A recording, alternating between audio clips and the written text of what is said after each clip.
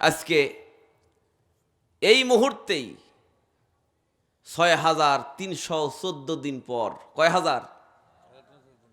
৬,৩১৪ দিন পর, সুদীর্ঘ ১৭ থেকে ১৮ বছর পরে মরহুম মকফুর প্রেসিডেন্ট জিয়াউর রহমানের ছেলে তারেক জিয়া বাংলাদেশে প্রবেশ করার সাথে সাথে জুতা খুলে নিজের মাতৃভূমিতে প্রবেশ করেছে।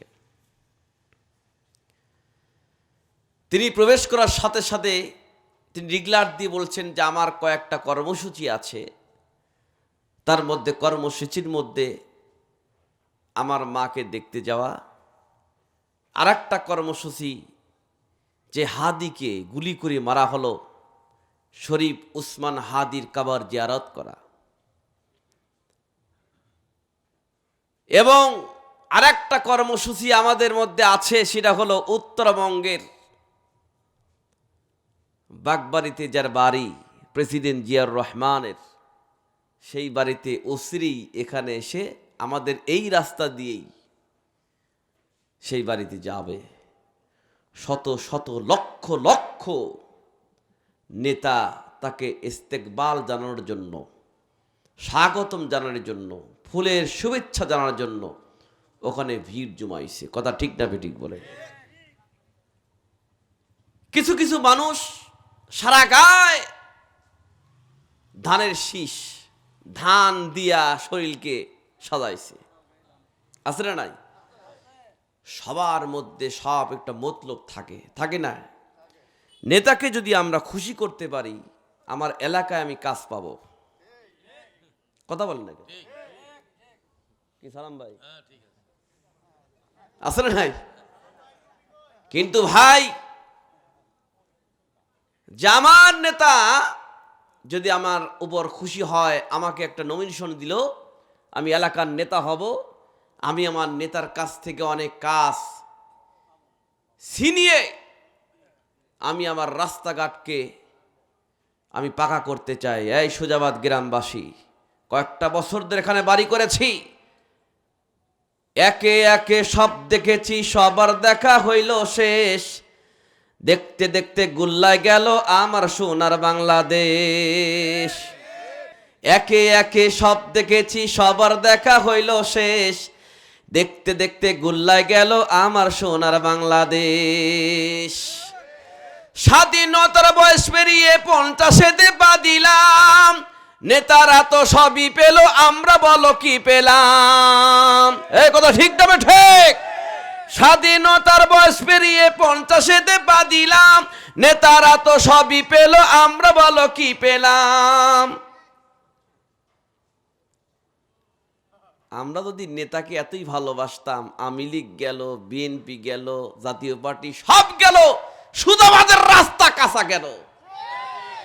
প্রেসিডেন্ট মরহুম মকফুর জিয়াউর রহমানের ছেলে, খালেদা জিয়ার ছেলে লন্ডন থেকে লক্ষ লক্ষ মানুষের সমাবেশে বক্তব্য দিয়েছে, কিন্তু তাকে এটা চিন্তা করা উচিত, আমি যে ৬,৩১৪ দিন পরে নিজের মাতৃভূমিতে আসলাম, একমাত্র অবদান হচ্ছে জুলাই যোদ্ধাদের। কথা ঠিক না বেঠিক বলেন? আমাদের জুলাই যোদ্ধারা যদি, ইউনিভার্সিটির ছাত্ররা যদি, কচি কচি মাসুম বাচ্চারা যদি এই আন্দোলন না করত, কোন নেতা বুক ফুলে মানুষের সামনে ঘুরে বেড়াতে পারত না। প্রেসিডেন্ট জিয়াউর রহমানের ছেলের জন্য আমরা দোয়া করি, তিনি যেন স্বৈরাচারীর মতো না হয়। ওকে দেখে শিক্ষা নিতে হবে। স্বৈরাচার তো পালিয়ে গিয়েছেন, ভারতে অবস্থান করছেন, কিন্তু এই স্বৈরাচারের মধ্যে যে অবস্থান করবে, ও তো ভারতে গেছে, পালনের জন্য কোনো দেশও পাবে না। কথা ঠিক না বেঠিক বলে? ইন্নাল হামদুলিল্লাহিল আকরামিল্লাযী খালাকাল ইনসানা ওয়া কাররামা ওয়া আল্লামাহু মিনাল বায়ানি মা লাম ইয়ালাম।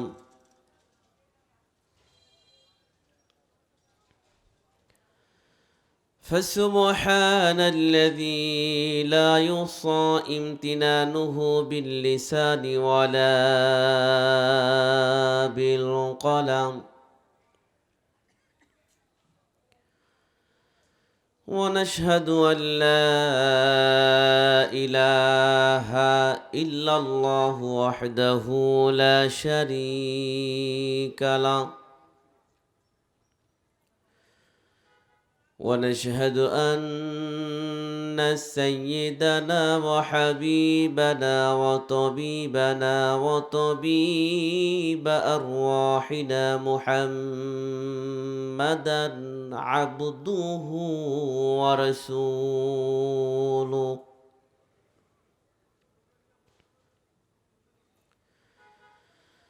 الذي أرسله بالحق بشيرا ونذيرا وداعيا إلى الله بإذنه وسراجا وقمرا منيرا فقد قال الله تعالى في كلامه المجيد والفرقان الحميد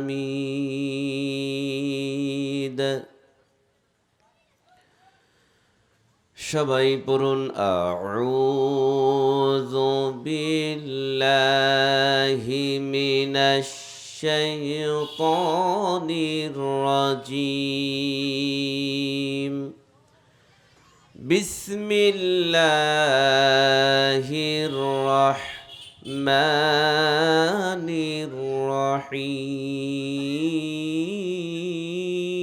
الرحيم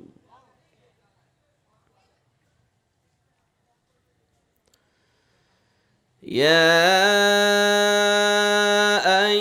أيها الذين آمنوا اتقوا الله ولتنظر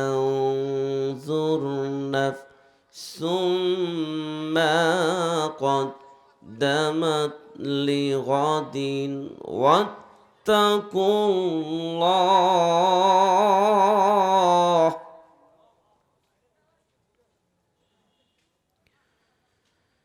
إن الله خبير بما تعملون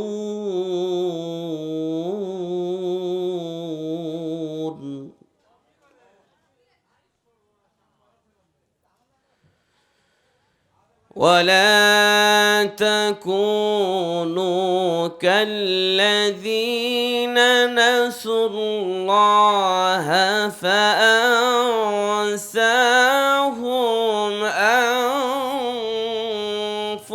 أنفسهم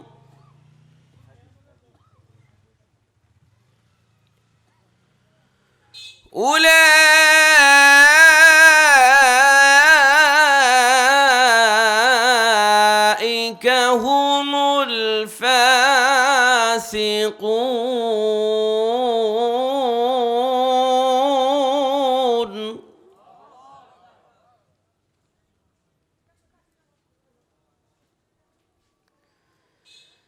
لا يستوي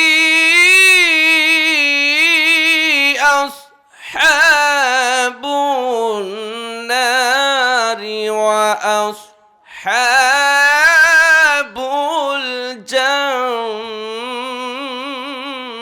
الجنة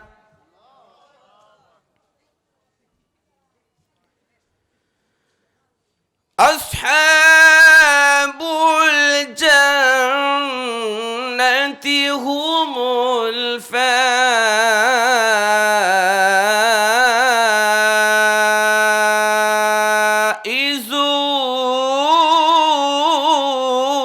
الفائزون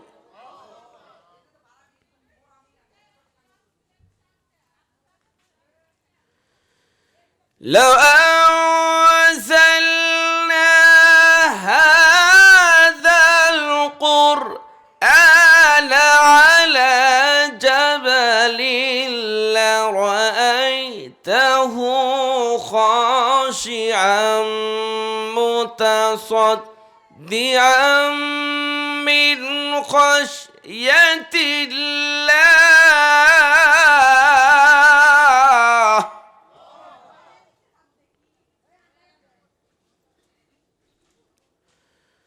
وتلك الأمثال نضربها للناس لعلهم يتفكرون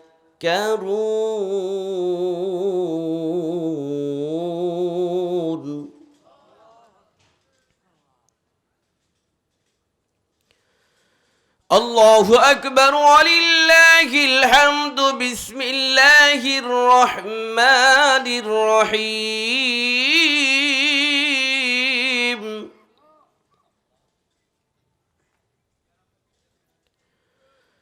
إن الله وملائكته يصلون على النبي يا أيها الذين آمنوا صلوا عليه وسلموا تسليما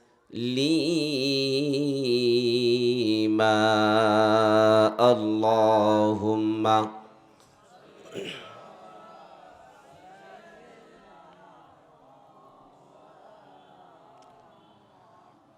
وعلى آل سيدنا مولانا নবীর প্রতি আমাদের ভালোবাসা মহব্বত আছে না নাই? একটু আস্তে বলি, আছে না নাই? কম না? হাবিবে পিয়ারা তিনি নবী কমলিওয়ালা তারি সুয়াতে আজো দুনিয়া উজালা তারি বিরহে দু চোখ তারি বিরহে দু চোখ অশ্রু ঝরায় যে ফুল যুগ যুগান্তরে খুশবু ছড়ায় একে সে ফুল মোরা মনেরি কাবায় যে ফুল যুগ যুগান্তরে খুশবু ছড়ায় সবাই পড়ুন বালাগাল উলা বিকামালিহি কাশাফাত তুজা বিজামালিহি حسنت جميع خصاله सल्लू मुझे कुछ मिले या ना मिले मुहम्मद मिले यानी ओ शई जिसे अल्लाह मिले बलगल उला बिकमालिही कशफत दुजा बिजमालिही हसनत जमीउ खिसालिही सल्लू সময় তো ভাই যায়রা আমি আপনাদের কাছে আকুল আবেদন করতে চাই সেটা হলো আমাদের মধ্যে রাসূল আকরাম সাল্লাল্লাহু আলাইহি ওয়াসাল্লাম বলেছেন তোমরা যদি রাষ্ট্র ক্ষমতা চাও তোমরা যদি সলিড মানুষ হতে চাও তাহলে তোমাদের চারটা কাজ করতে হবে কয়টা যেরকম কয়টা চারটা জিনিসের জ্ঞানটা আমাকে দাও আমি তোমাদেরকে জান্নাতের জ্ঞানটি দিচ্ছি আমি তোমাদেরকে নেতার জ্ঞানটি দিচ্ছি আমি তোমাদেরকে প্রেসিডেন্টের জ্ঞানটি দিচ্ছি চারটা কোয়ালিটি চারটা গুণ যদি তোমার মধ্যে থাকে পৃথিবীর কোন রাম বাম কোন মুসলমান জাতি কোন মুসলমান জাতিকে ক্ষতি করতে পারবে না। জোরে কোন সুবহানাল্লাহ। কয়টা বলেন? 4টা গুণ। আমরা এই 4টা গুণই আলোচনা করবো ইনশাআল্লাহ। আর চলে আসেন, প্রত্যেকটা নামাজের পরে ছোট্ট একটা আমরা দোয়া পড়ি, যেটা হলো ومنهم من يقول ربنا آتنا في الدنيا حسنة وفي الآخرة حسنة وقنا عذاب النار।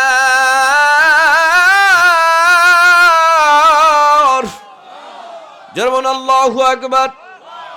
ছোট্ট একটা আয়াত, কোরআনে কারীমের সূরাতুল বাকারা 201 নম্বর আয়াত। এত সুন্দর আয়াত আল্লাহ পাক আমাদেরকে দিয়েছেন। প্রত্যেকটা মানুষ নামাজের পরে আয়াতটা তিলাওয়াত করে, রব্বানা আতিনা ফিদ দুনিয়া হাসরাতাও ওয়া ফিল আখিরাতি হাসরাতাও ওয়া কিনা আযাবান নার। এর অর্থটা কি? হে আল্লাহ তাআলা, হে পরওয়ারদিগার আলম, আমাদেরকে তুমি দুনিয়ার হাসানা দান করো, আমাদেরকে তুমি আখিরাতের হাসানা দান করো। রব্বানা আতিনা ফিদ দুনিয়া হাসানা, দুনিয়ার হাসানা কল্যাণ আমাকে দাও। ওয়া ফিল আখিরাতি হাসানা, আর আখিরাতের হাসানা কল্যাণ আমাদের দান করো। ওয়া কিনা আযাবান নার,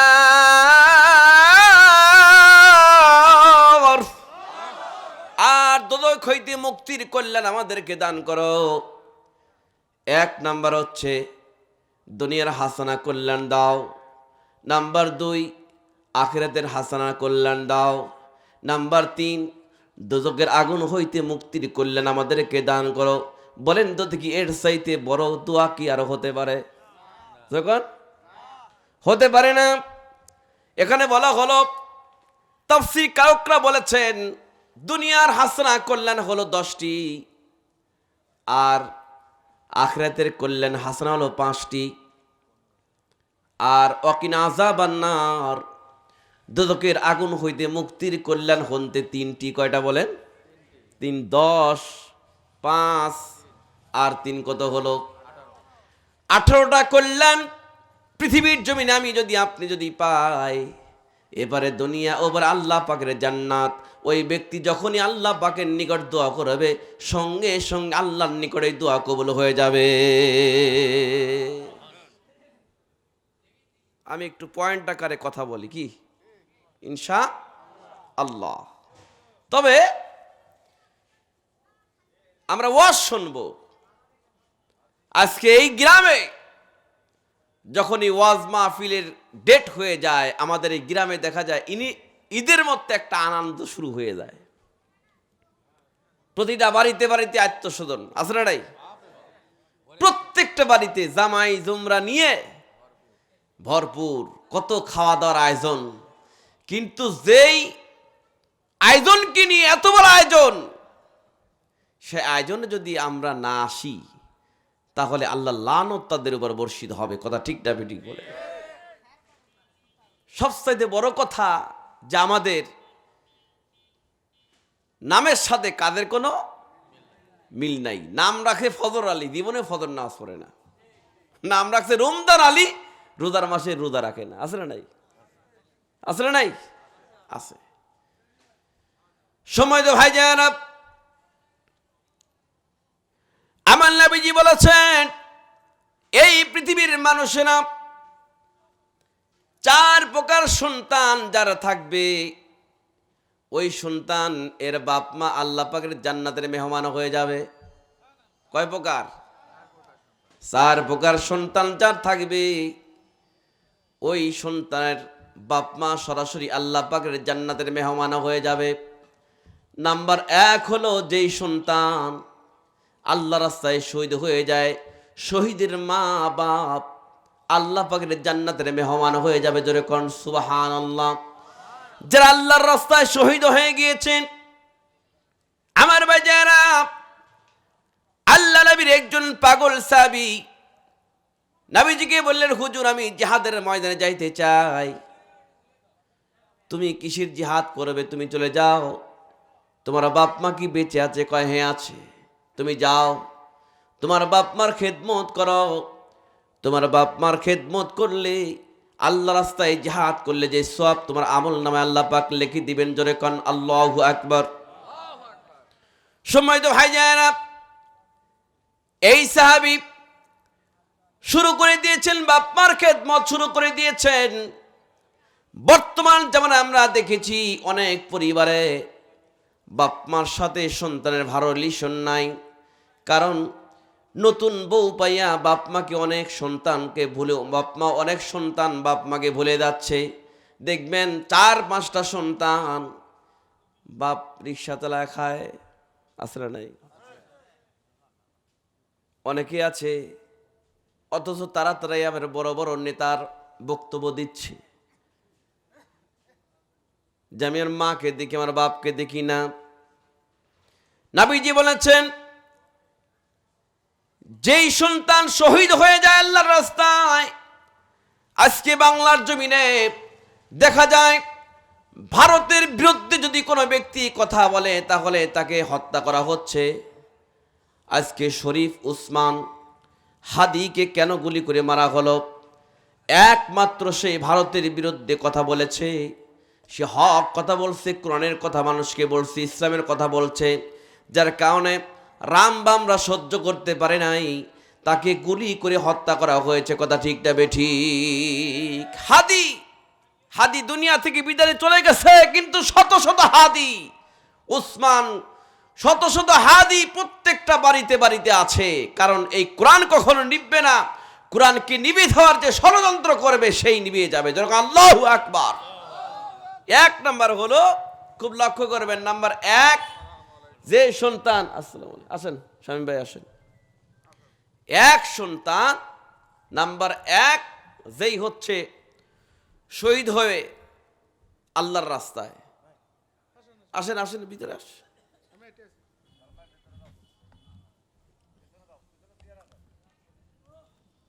বসেন বসেন। আমাদের আছি আলহামদুলিল্লাহ। আমার মনে আছে অনেক কয়েক বছর আগে শামীম ভাই গাড়ি মাদলা স্ট্যান্ডে এই চাচারেদরা বন্দরে দোকানের সামনে রাখছিল, কে বা কারা গাড়িতে আঘাত করছিল, কাঁচ টাচ ভেঙে দিয়েছিল। আমার মনে আছে, কারণ দল ক্ষমতায়, বোঝেন না, মানে পাওয়ার একটু দেখাইছে। কিন্তু অনেক শক্তিশালী যুবককে যখন আল্লাহ পাক 5 বার পাতলা পায়খানা করে দেয়, দেখবেন 4-5 দিন লাগে তোলে। তার মানে শক্তি শেষ। সকল শক্তিকে বলেন তো আল্লাহর উপর কোনো বাহাদুরি আছে? বাহাদুরি আছে? 4-5টা পাতলা পায়খানা হয়েছে আর লড়তে পারে না। কারণ কুল্লু নাফসিন যায়কুতুল মাউত, ম্যান ইজ মর্টাল, মানুষ মরণশীল। যত বড়ই বাদশা হোক আর যাই হোক, ওকে মরতেই হবে। এই বিশ্বাস আমাদের আছে না নাই? কথা বলে আছে না নাই? 6 দিন পরে নখ খসে যাবে, 9 দিন পরে চুল। কবর গাহের সামান নিতে কইরো না কেউ ভুল। কবর জায়গা ভালো নয়, কবর জায়গা ভালো নয়। আমল দিয়ে কবর গৃহ সাজিয়ে নিতে হয়। 17 দিন পেট ফেটে শেষ, পুকার খাদ্য হবে। 60 দিন পরে গোশ থাকবে না, কঙ্কাল পরে রবে। 17 দিন পেট ফেটে শেষ, পুকার খাদ্য হবে। 60 দিন পরে গোশ থাকবে না, কঙ্কাল পরে রবে। 90 দিন হাড়গুলি সব, 90 দিন হাড়গুলি সব আলাদা হয়ে রয়। কবর জায়গা ভালো নয়, কবর জায়গা ভালো নয়। আমল দিয়ে কবর গৃহ সাজিয়ে নিতে হয়। এর চেয়ে অহংকার বড়, লোভ লালসার পাহাড়, হিংসায় জ্বলে বিবেক হলো নফসের কালো আহার। কথা ঠিক না বেঠিক বলেন? দেহের চেয়ে অহং বড়, লোভ লালসার পাহাড়, হিংসায় জ্বলে বিবেক হলো নফসের কালো আহার। হামান কারণ সবারই এই, হামান কারণ সবারই এই, পরিণীতি পরিচয় কবর, জায়গা ভালো নয় কবর, জায়গা ভালো নয়। আমল দিয়ে কবর গৃহ সাজিয়ে নিতে হয়। ঠিক না বে ঠিক? He is the wise man who controls his নফস।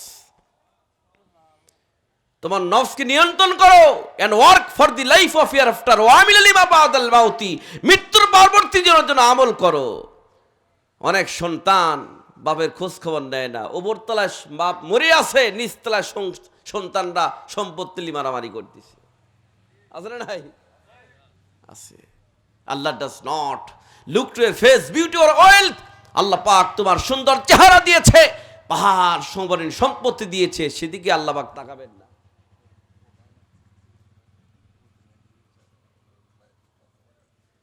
আল্লাহ তাকাবেন, he looks to your heart and your activities. Allah তাকাবেন তোর অন্তর এবং কর্মের দিকে। কথা ঠিক না বেঠিক বলেন?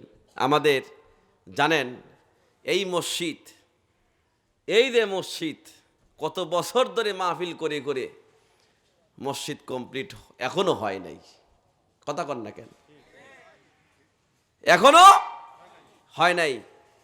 ইনশাল্লাহ সামান্য একটু বাদ আছে, এই মাহফিলই হয়ে যাবে ইনশাল্লাহ, ইনশাআল্লাহ। আপনারা দেখেছেন 5 বছর 7 বছর ধরে মাহফিল করছি, প্রতি বছর খালি আদায় করি, কিন্তু মসজিদ হয় না, বুঝছেন?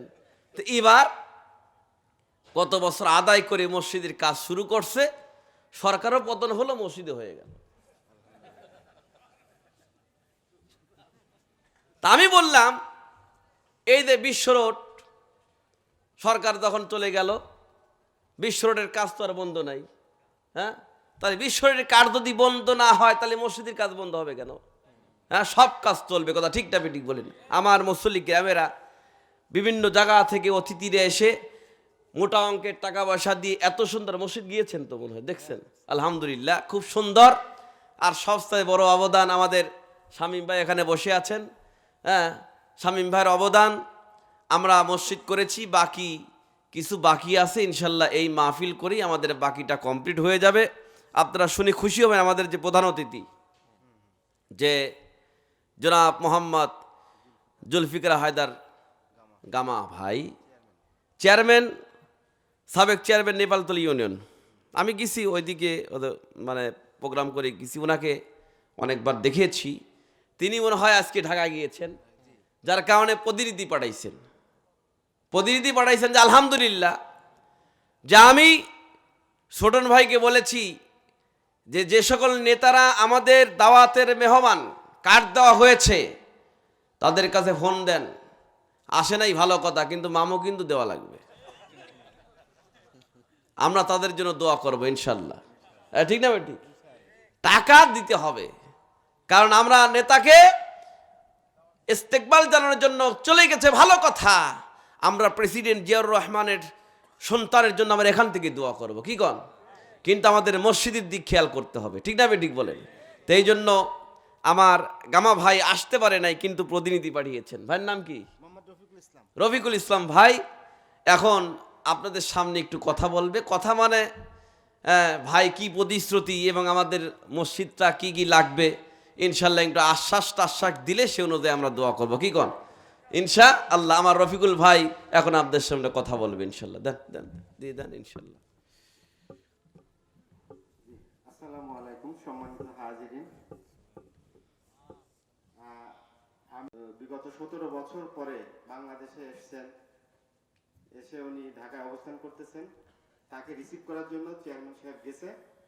তো তার পক্ষ থেকে ওনার খুবই ইচ্ছা ছিল আসার আজকে, আর এই প্রোগ্রামটা সে দীর্ঘ সময় ধরে অপেক্ষা করতেছিল যে আসবে, কিন্তু হঠাৎ করে এই প্রোগ্রামটা হওয়ার কারণে উনি আসতে পারেন নাই, উনি ক্ষমা চেয়েছেন আপনাদের কাছে, আপনারা ওনাকে ক্ষমা করে দিবেন। আর উনি সালাম জানিয়েছেন আপনাদেরকে। উনি আপনাদের এই মসজিদের জন্য সব সময় উনি ওর সহযোগিতা ওনার থাকবে, অব্যাহত থাকবে। এবার যেমন উনি সহযোগিতা করেছেন, এবং আপনারা জানেন যে এখানে আপনাদের যে রাস্তাটা, এইটার একটা প্রতিশ্রুতি উনি গত বছর দিয়ে গেছিলেন, সেটা ইনশাল্লাহ কমপ্লিট হয়ে গেছে। আগামী অর্থ বছরে, এই সরকার যে সরকার আসবে, আগামী অর্থ বছরে বাজেটটা হলেই আপনাদের এই রাস্তার কাজ শুরু হবে ইনশাআল্লাহ। আপনারা সবাই ওনার জন্য দোয়া করবেন। আর ওনার পক্ষ থেকে উনি শক্তভাবে এটা রাস্তাটা একটা ব্যবস্থা ইনশাআল্লাহ এটা বহুত গেল। এটা হয়ে গেছে অলরেডি, মানে মন্ত্রণালয় থেকে আমার আমি কিন্তু এখানে বাড়ি করছি, আবার মনে হয় কি আবার হ্যান্তিন চলে যাই, বুঝছেন? মানে এমন একটা বিপদে আছি। হ্যাঁ, একটু ভালো। হুজুর আপনি থাকবেন ইনশাআল্লাহ। আচ্ছা আচ্ছা, ঠিক আছে। এবং আগামী বছর ইনশাআল্লাহ আমরা আশা করি এটা পাকা রোড দিয়ে আমরা হাঁটবো। আলহামদুলিল্লাহ, আলহামদুলিল্লাহ বলেন। আলহামদুলিল্লাহ, নারে তাকবীর। হ্যাঁ, দেন টাকা পয়সা কিরকম কে বাড়াতে। আলহামদুলিল্লাহ। আচ্ছা আচ্ছা, দেখ আলহামদুলিল্লাহ ভালোই, অনেক টাকা দিয়েছেন। আর সবচেয়ে বড় কথা, আচ্ছা ঠিক আছে, রবিকুল ভাইও 2000 টাকা মারিয়ে দিল। জোরে কান মারহাবা, নারে তাকবীর, নারে তাকবীর। আরেক ভাই দিছে মতিন ভাই, একটু থামেন। মতিন ভাই, মতিন ভাই দিয়েছে, খালি টাকাই দেখেন। আলহামদুলিল্লাহ, গামা ভাই অনেকগুলো টাকা দিয়ে রাস্তার প্রতিশ্রুতি দিয়েছেন। রবিকুল ভাই 2000, মতিন ভাই 1000। হ্যাঁ, নারায় তাকবীর, আল্লাহুম্মা আমিন। কবুল করো, কবুল করো। মদের কেমন না খানা খাবার না দেখায় মৃত্যু দিও না। আর রব্বুল আলামিন আল্লাহ, খাস করে আমি তোমার দরবারে দোয়া চাই আমার গ্রামবাসীদেরকে নিয়ে। জুলফিকার আলী হায়দার গামা ভাই আল্লাহ প্রতিনিধি পাঠিয়ে দিয়েছেন, অনেকগুলো টাকা দান করলেন। আল্লাহ, যে ব্যক্তিরা আসছেন, রফিকুল ইসলাম ভাই তিনিও 2000, মতিন ভাই 1000। আল্লাহ, তোমার ঘরেকে ভালোবাসি দিয়েছেন। আল্লাহ, দানকে তুমি কবুল করো, কবুল করো, কবুল করো। মদের কেমন না খানা খাবারে জিয়ারত না করে তুমি তাদেরকে মৃত্যু দিও না। রব্বুল আলামিন যেই মনে যে আশা নিজে আকাঙ্ক্ষা করে মহাব্বত করে দান করেছে, এই দানকে তুমি বহু গুণে বৃদ্ধি করিয়া কালি কিয়ামতের ময়দানে মুসিবতের দিন নাদের মাধ্যমে সেবা করতে তৌফিক তুমি দিয়ে দিও। দরকার আমিন। আমার ভাই যায়রা, আর এই রাস্তার দিকে একটু খেয়াল করেন, আপনি বলে দিন। হ্যাঁ, ইনশাল্লাহ, ইনশাল্লাহ এটা হয়ে যাবে, এবার হয়ে যাবে ইনশাল্লাহ, কোনো সন্দেহ নাই, এবার হয়ে যাবে ইনশাল্লাহ। ঠিক আছে, এটা জিকির করেন লা ইলাহা, জান জান জোরে জোরে জোরে, লা ইলাহা। টুপি মাথায় দিয়ে বসেন তো, টুপি বডি। এই ছোটন ভাই, 12:30টার মধ্যে এটা দেয় লিস্ট করছেন, কাক কাক দাও লিস্ট করছেন। আচ্ছা ঠিক আছে, আর তাড়াতাড়ি তাড়াতাড়ি তাড়াতাড়ি যান। আমাদের সভাপতি সাহেব কই গেল? সভাপতি সাহেবকে আমি দৃষ্টি আকর্ষণ করে বলছি, আপনি চলে আসেন। সভাপতি যদি না বসে তাহলে মাহফিল মানায় কোন তো দেখি? হ্যাঁ, মাহফিল মানায় না। সময়তে ভাই যায়রা খুব লক্ষ্য করবেন, 4 প্রকার সন্তানের বাপ মা কোথায় জান্নাতে চলে যায়, মনে আছে? নাম্বার 1 নাম্বার শহীদ, যে সকল সন্তানরা শহীদ হয়ে যায় ওই সকল সন্তানের বাপ মারা আল্লাহ পাকের জান্নাতে চলে যাবে। যেরকম সুবহানাল্লাহ। নাম্বার 2 হলো, 2 নাম্বার যেই সন্তান কোরআনের হাফেজ। আল্লাহু আকবার বলেন। আমার ভাই যারা, আল্লাহ পাক কোরআনে কারীমের মধ্যে বলেছেন, ইন্নাল্লাযীনা ইয়াতলুনা কিতাবাল্লাহি ওয়া আকামুস সালাহ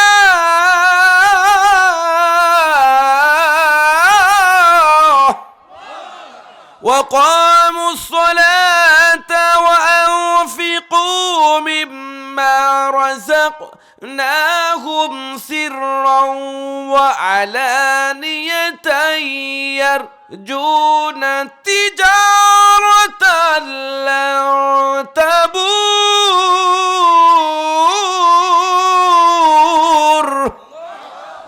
আমার বাজারা, আল্লাহ পাক বলেছেন নাম্বার 2 হলো, যেই সন্তান কোরআনের হাফেজ ওই সন্তানের বাপ মাকে আল্লাহ পাকের জান্নাতে নিয়ে যাবে। আমার ভাই যারা খুব লক্ষ্য করবেন, বাংলাদেশের রাজধানী ঢাকা, ঢাকাতে ল্যাব 8 নামে একটা ক্লিনিক আছে, হাসপাতাল আছে। এই ল্যাব 8-এ 14 বছরের একটা শিশু সন্তান, বয়স হলো 14 বছর, গোটা কোরআনের হাফেজ। আল্লাহু আকবার বলেন। সেই কোরআনের হাফেজের এমন একটা জটিল রোগ, চিকিৎসা না করলে, অপারেশন না করলে সে বাঁচবে না। তাকে অপারেশন করা হলো, বিলটা হলো 7 লক্ষ। কত বলে? 7 লক্ষ টাকা বিল। হাসপাতালের মালিককে দিতে হবে 7 লক্ষ। যেই ডাক্তার, সেই ক্লিনিকের মালিক, 7 লক্ষ টাকা বিল। কিন্তু অপারেশন করার পরে সন্তানকে চেম্বারে ডেকে নিয়ে এসে বলছে, তোমার কাছ থেকে আমি একটা জিনিস জানতে চাই, একজন হাফেজ, কোরআনের হাফেজ কয়জন সন্তানকে, কয়জন ব্যক্তিকে আল্লাহ পাকের জান্নাতে নিয়ে যাবে? কসি মুখে ওই 14 বছরের সেই সন্তান, 14 বছরের হাফেজ বলছে, একজন হাফেজ কমপক্ষে 10 জন ব্যক্তিকে আল্লাহ পাকের জান্নাতের মেহমান বানাবে। আল্লাহু আকবার বলেন। ছেলেটার বয়স 14 বছর। ডাক্তার সাহেব ছেলেকে বলছে, মাসুম বাচ্চা, আমার বংশে কোনো হাফেজ নাই, তুমি কি আমাকে একটু কোরআনে কারীম তিলাওয়াত করে শোনাইবা? এই পৃথিবীর জমির যত গান আছে 1 মাস 2 মাস পরে কিন্তু গান ড্যাম হয়ে যায়। কিন্তু আমরা পৃথিবীর জমিনে ছোট কাল থেকে শুরু করে মৃত্যুর আগ পর্যন্ত যতই আমরা কোরআন শুনি ততই মধুর লাগে। কথা ঠিক না বেঠিক বলে? মা গো, আমি শিখবো না গো, হাট্টিমা টিম টিম শিখবো আমি কোরআন থেকে আলিফ লাম মিম। ডাক্তার বলছে, তুমি একটু কোরআনে কারীম তেলাওয়াত করে শোনাও। সঙ্গে সঙ্গে কোরআনে কারীম তেলাওয়াত করে শোনাইলেন।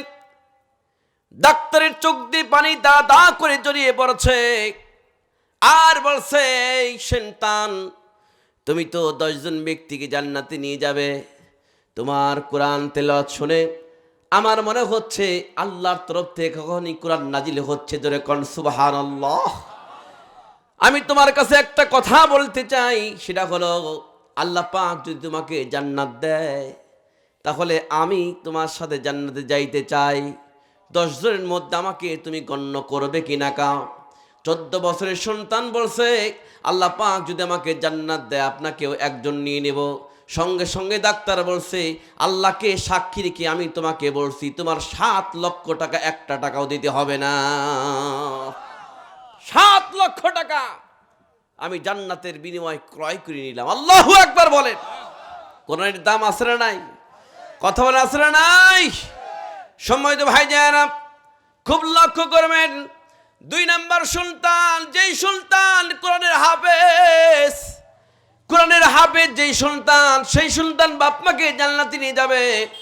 কিন্তু আমরা বর্তমান সময় আমরা দেখতে পাচ্ছি অধিকাংশ বাড়িতে কোরআন শরীফ, শোকেসের উপরে কোরআন, আলমারির উপরে কোরআন, সেই কোরআন খোলেও না, পড়েও না। সেই শোকেসের উপরে, আলমারির উপরে কোরআন রেখে দিয়েছে, মুরগি ডিম পাড়তেছে। কথা কন না কেন? কোরআন ধরেও না, ছয়ও না, পড়েও না। কিন্তু ভাই, আল্লাহ নবী বলেছেন, ইন্নাল জান্নাতা তুশতাকু ইলা 5 নাফার, 5 শ্রেণীর ব্যক্তি আল্লাহ পাকের জান্নাতের মেহমান হয়ে যাবে। তার নাম্বার 1 নাম্বার হলো তালিল কোরআন, যে ব্যক্তি পৃথিবীর জমিনে বেশি বেশি কোরআন তেলাওয়াত করছে। আল্লাহু আকবার বলেন। ইয়াতলুনা কিতাবাল্লাহ, যে ব্যক্তি বেশি বেশি আল্লাহ পাকের কোরআন তেলাওয়াত করে।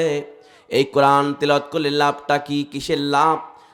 আলী মাসনুন নামে কিতাবের মধ্যে লেখা আছে, হযরতে আলী রাদিয়াল্লাহু তাআলা আনহু বলেছেন, যখন কোনো মানুষ মারা যায় তখন তো তার সব নেক আমল বন্ধ হয়ে যায়, কিছুই সে আমল করতে পারে না। আমার নবীজি বলেছেন, ব্যক্তিটাকে যখন কবরের মধ্যে রাখা হয়, কবরের মধ্যে রাখার সাথে সাথে ওই ব্যক্তি,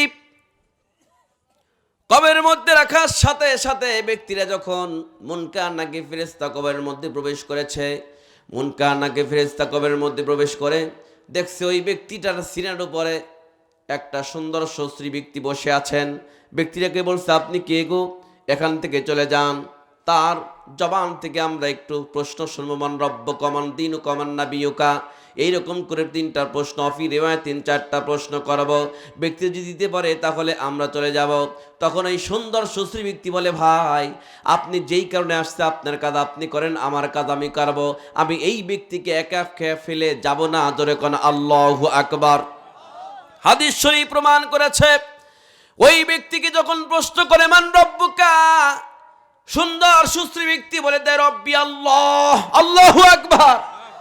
1 নয় 2 নয় 3টা প্রশ্নের জবাব যখন পেয়ে গেল, মুনকার নাকির ফেরেশতা চলে গেল।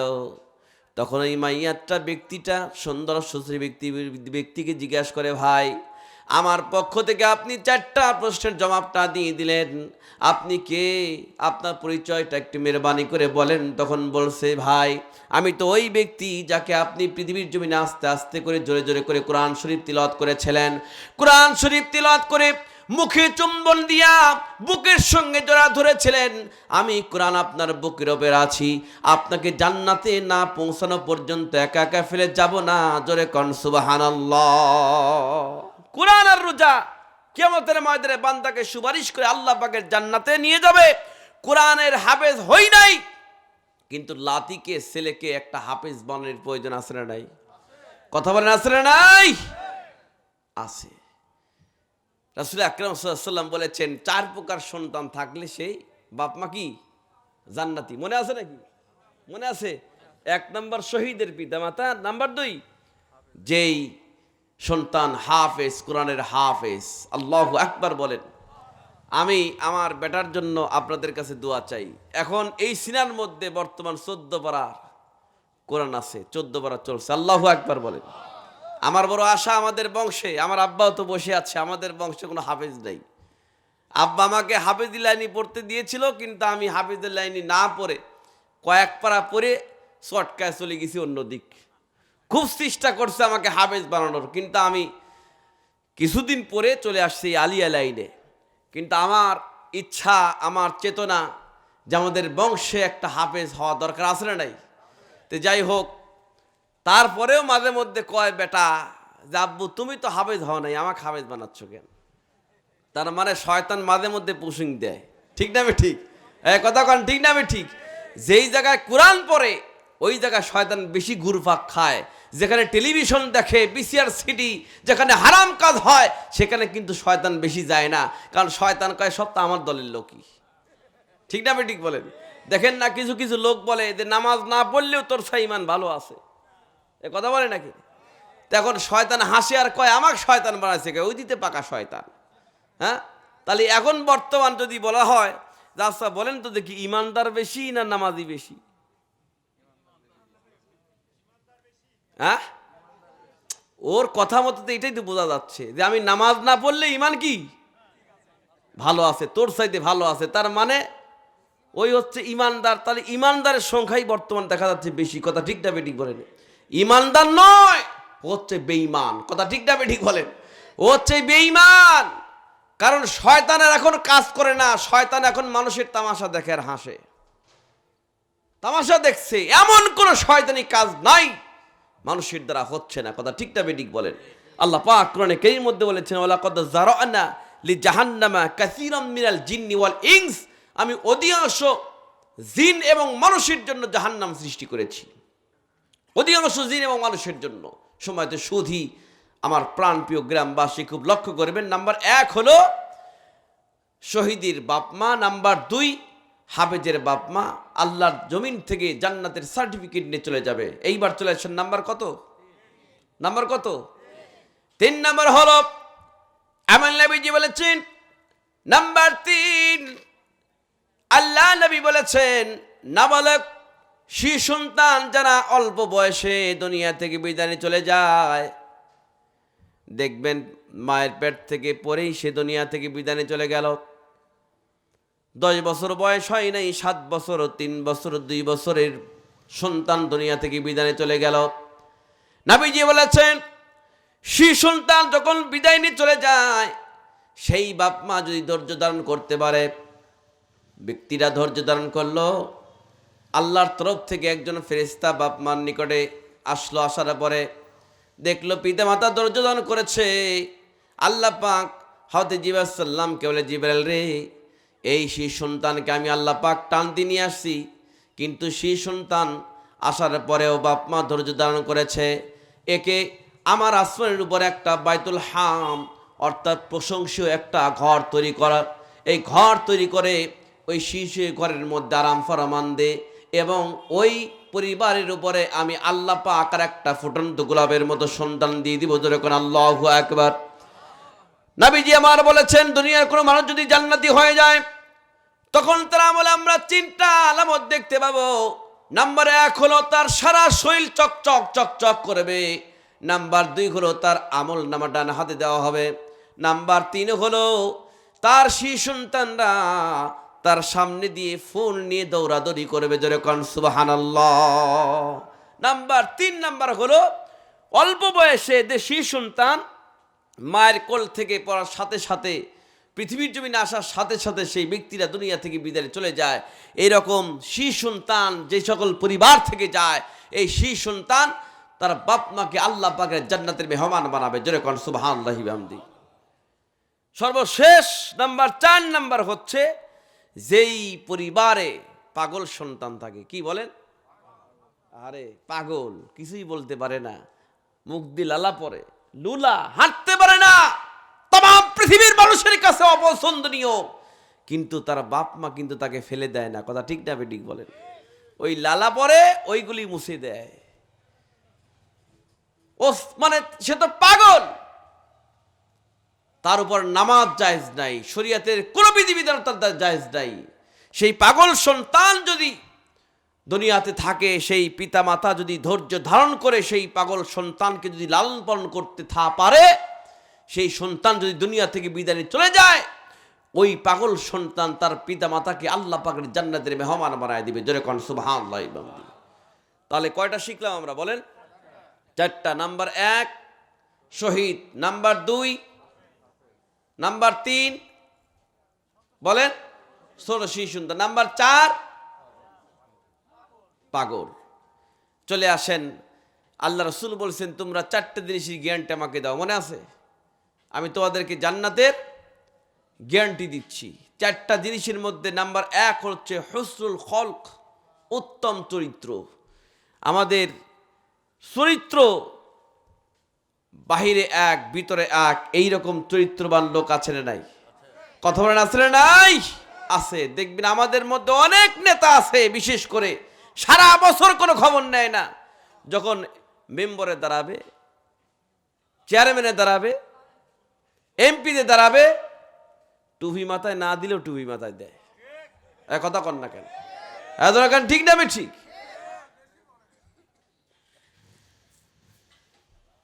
আপনি করছে না, কিন্তু আপনি ওরকম করে তাকাচ্ছেন কেন? আমি কি আপনি করছি নাকি? হ্যাঁ ঠিক না ঠিক বলেন? এখন সারা জীবন আমরা স্লোগান দিচ্ছি আমার ভাই তোমার ভাই, অমুক ভাই অমুক ভাই, অমুক ভাইয়ের চরিত্র ডিমের কুসুমের মতো পবিত্র, নামাজ পড়ে না এক ওয়াক্ত, গরু চুরিতে পাকা ভক্ত। আসলে নাই? আসলে নাই? আমি এই জন্যই তো বলেছি প্রথমেই কিন্তু একটা শের দিয়ে বলেছি, একে একে সব দেখেছি, সবার দেখা হইল শেষ, দেখতে দেখতে গুল্লায় গেল আমার সোনার বাংলাদেশ। ঠিক না বেঠিক বলেন? একটা ছাগল যদি আমরা কিনি, কোরবানির জন্য একটা ছাগল কিনলাম, 10 দিন পরে 10 দিন আগে সেই ছাগলকে আমরা পালি, মোটা তাজা করি। দেখবেন মালিক যখন ছাগলকে টান দেয়, ছাগলটা হিরো গাড়ির মতো ব্রেক করে, পাও ছেঁচড়ে নিয়ে যায়, মাথা এরকম করে, কাল্লা এরকম করে, এমন টান দেয় তাও খাল্লা এরকম করে, এই এরকম করিস কা? তার মানে কি? ছাগলটা তার মালিককে মতলব টেস্ট করতেছে যে আমার মালিক আমাকে কোথায় নিয়ে যাচ্ছে, আমাকে ঘাস খাওয়ার জন্য নিয়ে যাচ্ছে, না বিক্রি করার জন্য নিয়ে যাচ্ছে, না জবাই করার জন্য নিয়ে যাচ্ছে। ছাগল তার মালিককে মতলব টেস্ট করবার জন্য হিরো গাড়ির মতো ব্রেক করতেছে। কিন্তু ভাই আমরা যেই নেতার পিছনে যাই সেই নেতাকে পরীক্ষা করার দরকার আমার আছে না নাই? কথা আছে না নাই? যেই নেতার পিছনে আমরা যাই সেই নেতা আমাকে নামাজ শিক্ষা দিচ্ছে কিনা, যেই নেতার পিছনে আমরা যাই সেই নেতার পিছনে গেলে জাহান্নামে যাইব কিনা, এই মতলব টেস্ট করার বুদ্ধি যদি মুসলমানদের না থাকে, বুঝতে হবে এই মুসলমান ছাগলের চাইতে নিকৃষ্ট। কথা ঠিক না বেডিং বলেন? তো হিমাদাই দিয়ে এসে মিষ্টি মিষ্টি কথা বললো আর আমরা ভুলে গেলাম না।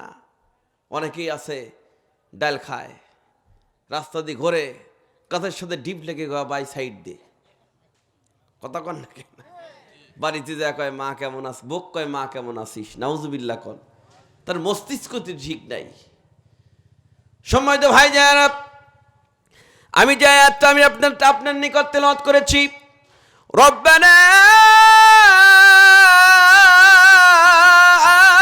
আতিনা ফিদ দুনিয়া হাসানাতাও ওয়া ফিল আখিরাতি হাসানাতাও ওয়া কিনা আযাবান নার।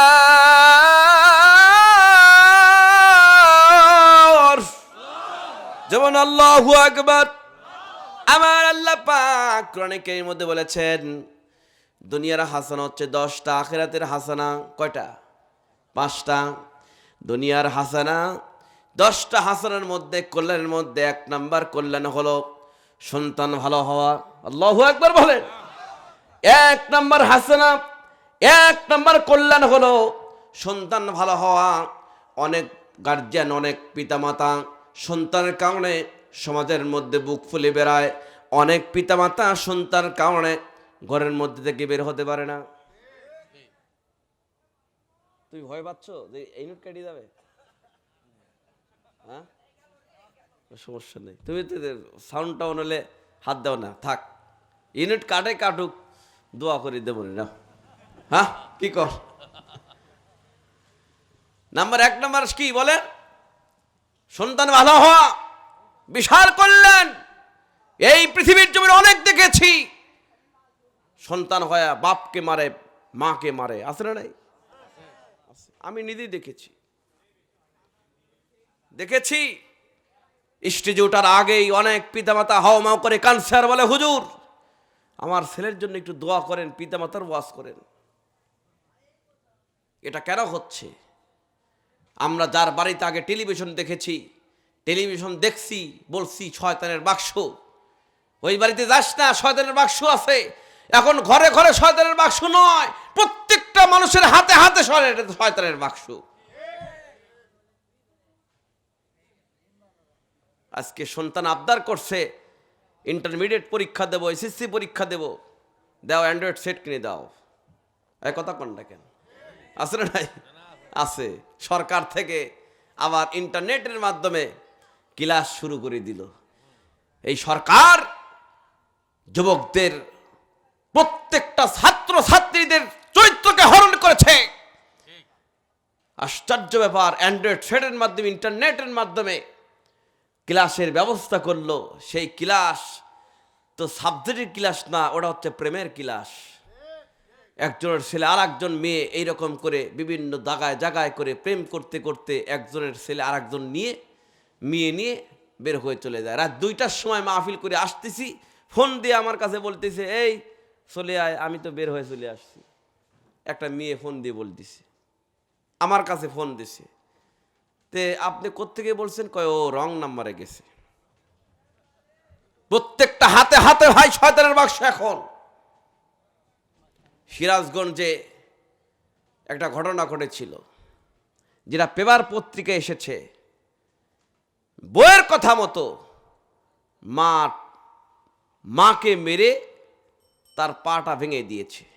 নাউজুবিল্লাহ কোন। আশেপাশের লোকজন আসছে তাকে ঠেকানোর জন্য। সন্তান বলছে যে আসবে তাকেই মারমু। ক্লিনিকে নিয়ে যেতে যায় নাই, হাসপাতালে নিয়ে যেতে দেয় নাই। সন্তান মাকে মেরে পাটা ভেঙে দিয়া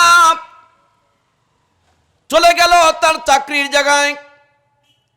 2 দিন পরেই স্ত্রী তার তার স্বামীর নিকটে ফোন দিয়েছে, প্রাণের স্বামী দ্রুত গতিতে চলে আসো, আমাদের 4 বছরের সন্তান খুবই অসুস্থ, না বাঁচা, দেরি করো না, তাড়াতাড়ি আসো। স্বামী দৌড়ায় চলে আসছে। রাত 2টার সময় যখন বাড়ির মধ্যে ঢুকলো, ঢুকার পরে দেখে তার 4 বছরের সন্তানকে স্ত্রী কোলের মধ্যে করে নিয়ে মাথায় পানি ঢালছে, জলপটি দিচ্ছে, গামছা ভিজে ভিজে কপালের মধ্যে দিচ্ছে। স্ত্রীর চোখ দিয়ে পানি দা দা করে পড়ছে। স্ত্রী অবস্থা স্বামী দেখি মনে মনে চিন্তা করলো, হায় সর্বনাশ, আমি কি কি ভুল করেছি? আমার সন্তানকে আমার স্ত্রী সারাত ধরে ধরে পাহারা দিচ্ছে। আমি যখন ছোট ছিলাম আমার মা তো আমায় কেমন খেদমত করেছিল, আমি কেন আমার স্ত্রীর কথা মতো আমার মাকে মেরেছি? নিজের ভুল নিজেই বুঝতে পেরে মায়ের দরজার নিকটে গিয়ে বলে, মা তুমি তাড়াতাড়ি দরজা খোলো। মা মনে করছে কেবলই তো গেল, আবার আবার চলে আসছে, ঘটনা কি? আবার মনে হয় মারবে, ভয়ে মা দরজা খোলে না। সঙ্গে সঙ্গে সন্তান বলে, মা তুমি যদি দরজা না খোলো আমি কিন্তু একটা কাজ করব। কি কাজ? আত্মহত্যা করব। আমার ভাই জানা, সন্তান দৌড়াই গিয়ে নিজের ঘরের মধ্যে থেকে ছুরিটা নিয়ে মায়ের দরজার নিকটে গিয়ে বলে, মা তুমি যদি দরজা না খোলো তোমার সামনে আমি আত্মহত্যা করব, তুমি দরজাটা খুলে দাও। মাকে যখন এই কথা বলেছে, মা বলে, বেটা রে, কলিজার টুকরা সন্তান রে, তোমার ওপর তোমার কোনো রাগ নাই, কোনো গুসা নাই।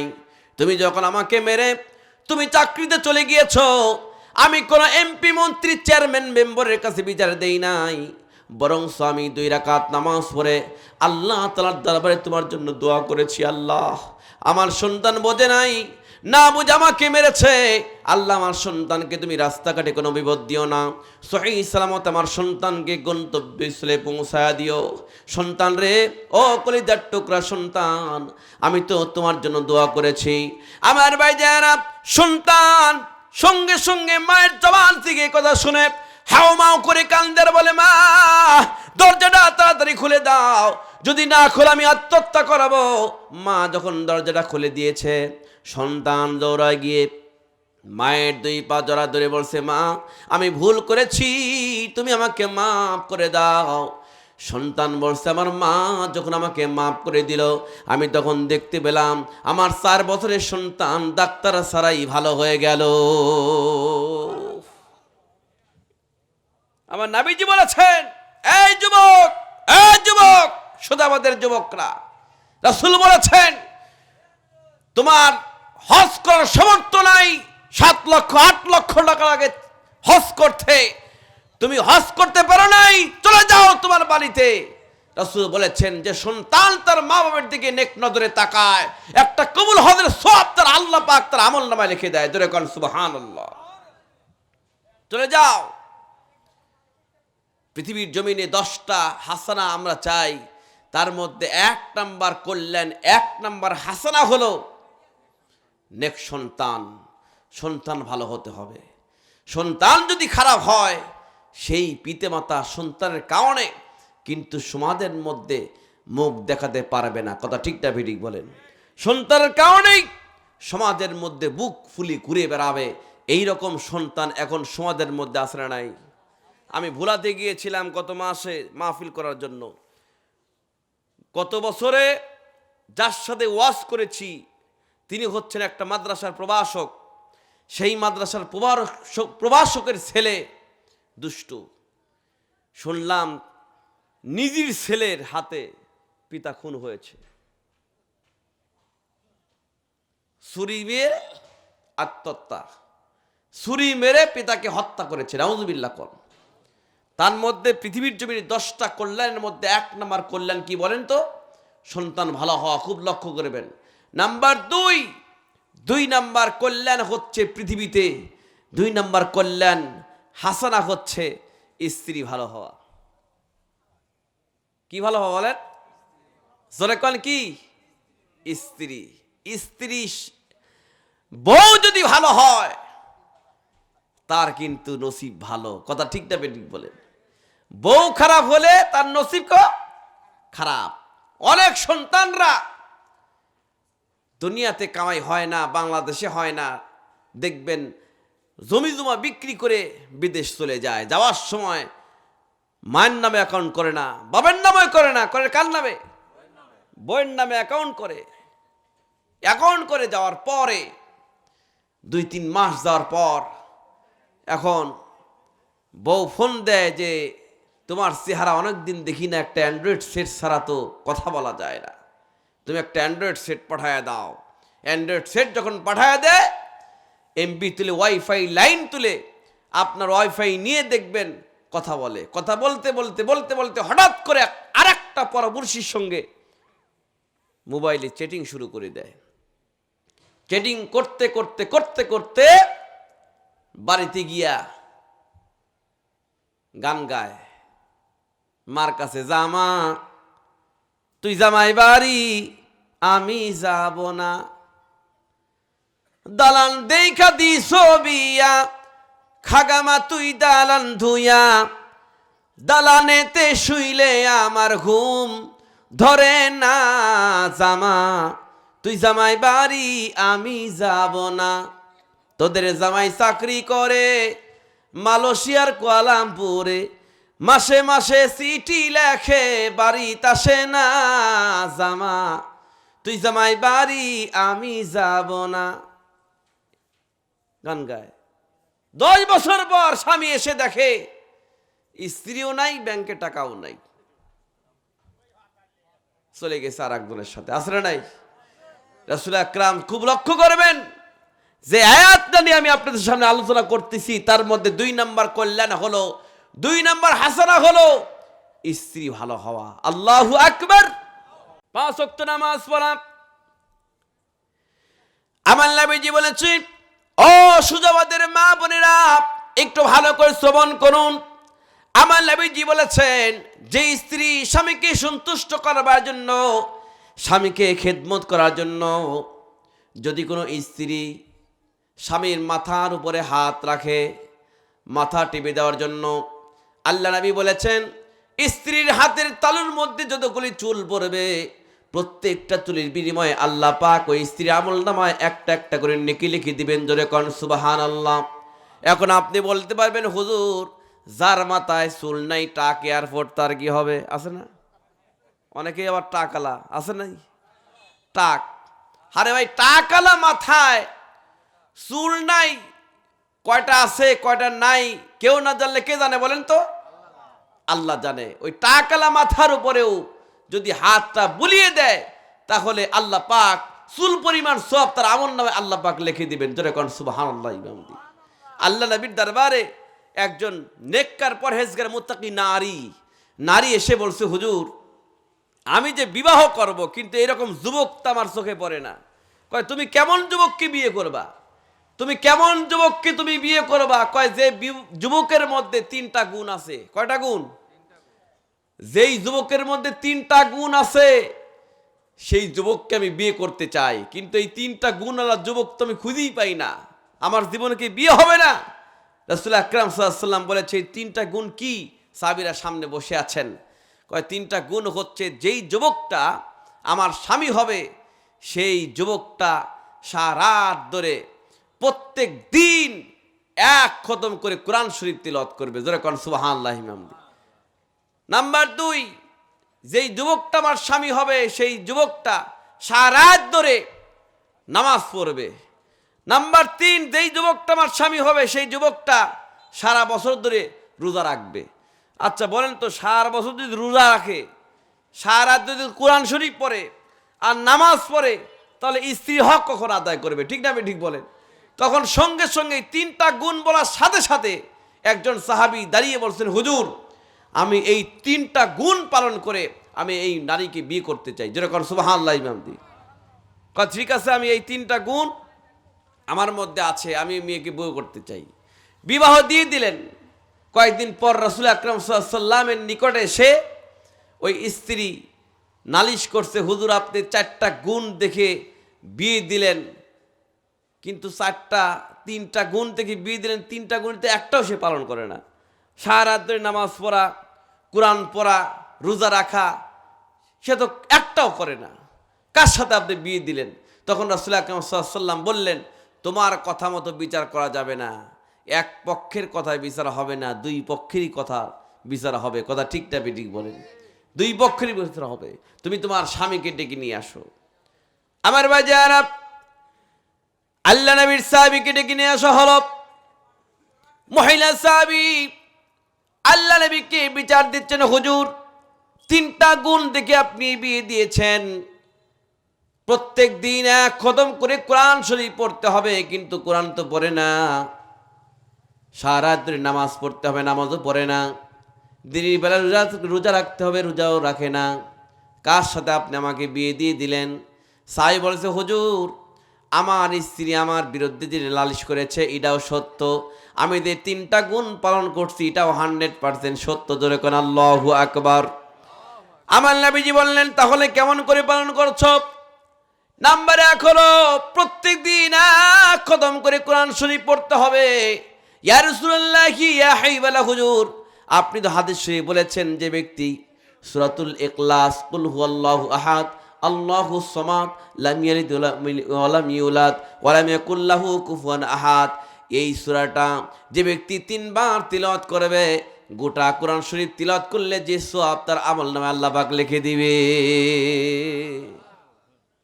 তখন স্ত্রীকে বলছে, তোমার স্বামীকেই কয়, হুজুর এই জন্যই তো ঈশান নামাজ জামাতের সাথে পড়ে প্রত্যেক দিন আমার কানে কানে সূরা ইখলাস 3 বার তিলাওয়াত করে ঘুমায় পড়ে। জোরে কোন সুবহানাল্লাহ।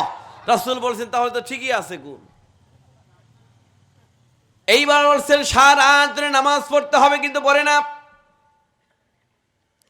আমার নবীজি সাহাবী বিশ্ব নবীকে বলেন, হুজুর আপনি তো হাদিস শরীফে বলেছেন যদি কোনো ব্যক্তি ঈশান নামাজ আর ফজরের নামাজ জামাতের সাথে আদায় করে, তাহলে সারা রাত দাঁড়িয়ে দাঁড়িয়ে নফল নামাজ পড়লে যে সওয়াব তার আমলনামা আল্লাহ পাক লিখে দেয়। রাসূল জিজ্ঞাসা করছেন, তোমার স্বামী কি ঈশান নামাজ আর ফজর নামাজ জামাতের সাথে পড়ে কিনা? কয়, হুজুর ঈশা ফজর নয়, আমার স্বামী 5 ওয়াক্ত নামাজ জামাতের সাথে আদায় করে। কয়, তাহলে 2 নাম্বার গুণ তো ঠিকই আছে। জোরে কোন সুবহানাল্লাহ। নাম্বার 3 হলো দিনের বেলায় খালি খায় আর খায়, রোজা তো রাখে না। দিনের বেলা খালি খায় আর খায়, রোজা তো রাখে না। সারা বছর রোজা রাখার কথা।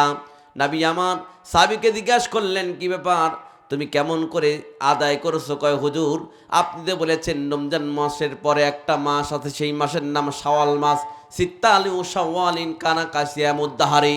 আল্লাহ নবী বলেছেন, পৃথিবীর মানুষ যদি রমজান মাসের পরে একটা মাস আছে শাওয়াল মাস, এই শাওয়াল মাসের চাঁদের 6টা রোজা যদি রাখতে পারে, 6টা রোজা রাখলে পরে সারা বছর রোজা রাখলে যে সওয়াব, সেই সওয়াব আল্লাহ পাক তার আমলনামায় লিখে দিবে। কয়, হুজুর আমি দেখেছি আমার স্বামী 2.5 বছর যাবৎ আমি সংসার করে দেখলাম, রমজান মাসের পরে শাওয়াল মাসে তাঁত আসলেই আমার স্বামী এই 6টা রোজা রাখে। আল্লাহ রাসূল বলছেন, তোমার স্বামী 3টাই গুণ পুঙ্খানুপুঙ্খ রকম পালন করছে, যার কারণেই তোমাকে বিয়ে করার সম্মতি দিয়েছেন। জোরে কোন সুবহানাল্লাহি ওয়া বিহামদি। সময় তো সুধী আমার প্রাণ প্রিয় গ্রামবাসী, 2 নাম্বার হাসানা হচ্ছে স্ত্রী ভালো হওয়া। স্ত্রী যারা ভালো, নসিব তারা ভালো। কথা ঠিক না বেঠিক বলেন? স্ত্রী নামাজি, স্বামীও নামাজি। স্ত্রী বেনামাজি, স্বামীও কি বেনামাজি। আছে না নাই? আছে না নাই? আছে, অনেকেই আছে। অতএব আমাদের নামাজ পড়ার দরকার আছে না নাই? কথা বলেন, কথা বলেন। আছে। নাম্বার 4 নাম্বার কল্যাণ হলো, খুব লক্ষ্য করবেন, 4 নাম্বার কল্যাণ। কয় নাম্বার? কয় নাম্বার? 4 নাম্বার কল্যাণ। আল্লাহ পাক আমাদেরকে 4 নাম্বার কল্যাণ যে দিয়েছেন, সেই কল্যাণটা হচ্ছে কোরআন। বলেন কি? কোরআন। এই কোরআন কিভাবে আমরা ধরবো, কিভাবে মানবো? কোরআন ধরতে হবে, মানতে হবে এবং সমাজের উপরে, রাষ্ট্রের উপরে কায়েম করতে হবে। আমি নিজেই কোরআন পড়বো, আমার সন্তানকেও কোরআন পড়বো। ABCD খেতা পড়ি, হাগিসি ক খ বর্গের ঠ্যাং মাস্টারও পড়া দেন, এইগুলো পড়লে কোনো সওয়াব নাই, কিন্তু he who learns the Quran and teach it is the best of all. তোমাদের মধ্যে সেই ব্যক্তি উত্তম যে ব্যক্তি নিজে কোরআন শিক্ষা করে এবং অপরকে শিক্ষা দেয়। কোরআন কারিমের একটা অক্ষর যদি কোনো মানুষ তেলাওয়াত করে তার আমল নামায় আল্লাহ পাক 10টা করে নেকি লিখে দিবেন। জোরে কোন সুবহানাল্লাহ। তাহলে আমাদের কোরআন পড়ার দরকার আছে না নাই? দরকার আছে না নাই? আছে। পৃথিবীতে সব ব্যবসার মধ্যে কিন্তু লাভ লস আছে, আছে না? কথা কয় না, আছে না? কাঁচামালের ব্যবসা এতে করে, তরি তরকারির ব্যবসা, সুজাবাদের এই বনানী হাটে দেখলে দেখা যায় যে এই দিক থেকে লাইন ওই পর্যন্ত সব সুজাবাদ এন্টারপ্রাইজ। ঠিক না? ঠিক কথা কন না কেন? সব সুজাবাদ এন্টারপ্রাইজ, এতই কাঁচামালের ব্যবসা। কিন্তু দেখবেন লক্ষ লক্ষ টাকা কিস্তি দিচ্ছে, লক্ষ লক্ষ টাকা ওয়াইফাই লাইনের বিল দিচ্ছে, লক্ষ লক্ষ টাকা লোন তুলছে।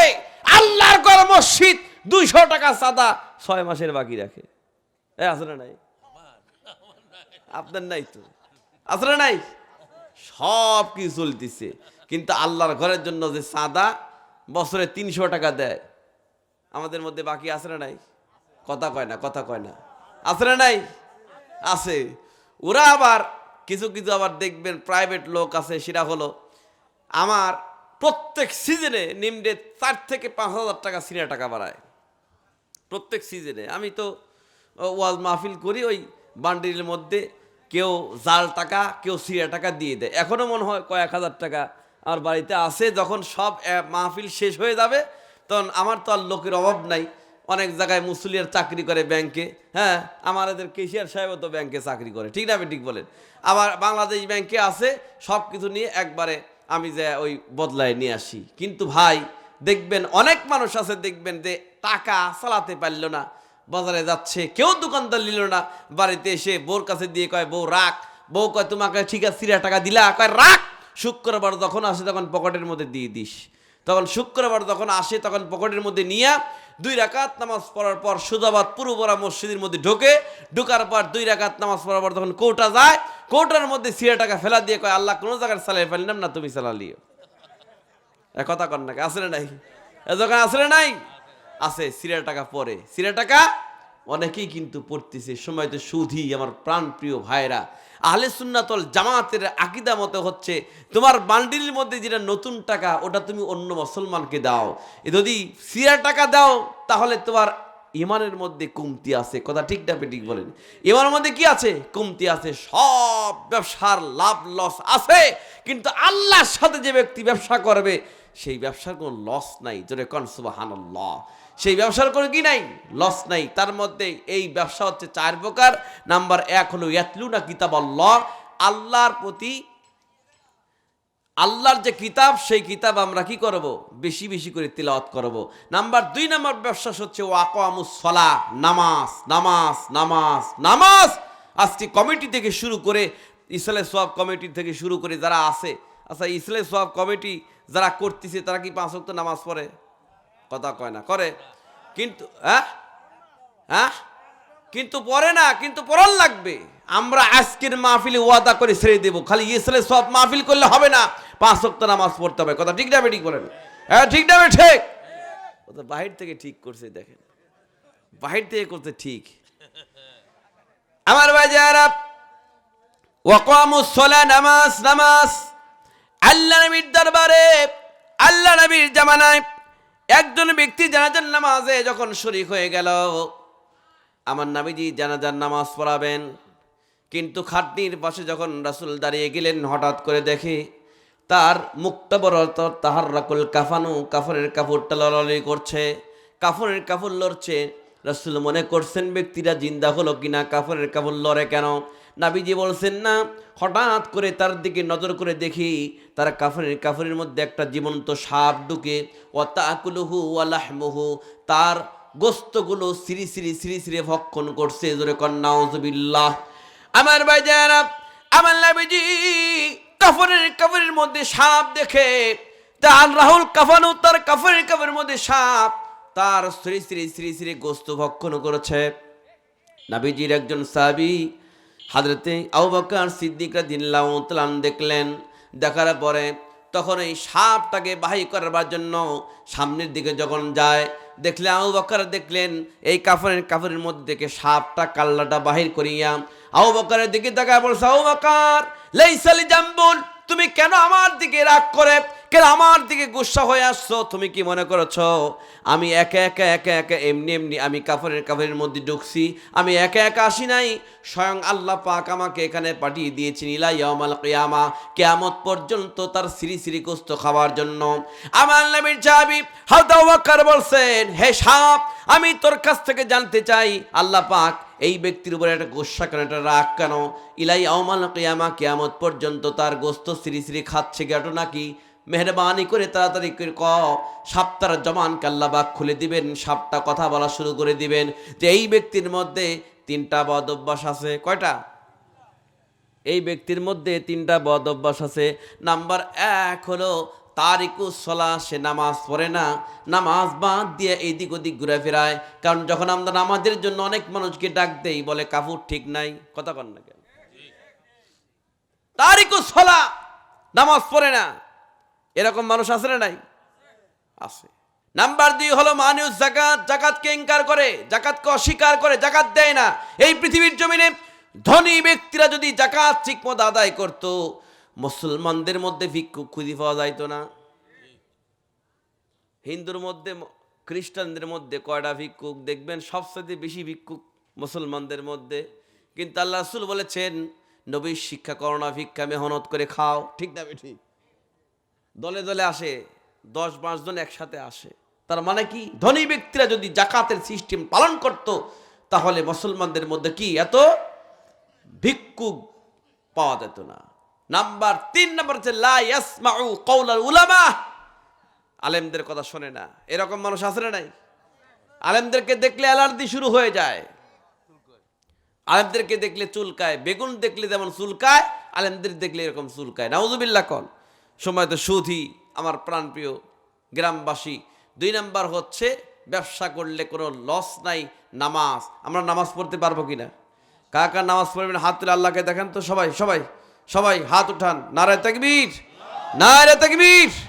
সবাই হাত একটু উঁচু করে উঠান আর ওয়াদা করেন আল্লাহ তাআলা, সবাই বলেন আল্লাহ তাআলা, আজকের থেকে ওয়াদা করলাম পৃথিবীতে যতদিন পর্যন্ত বাঁচবো নামাজ পড়বো।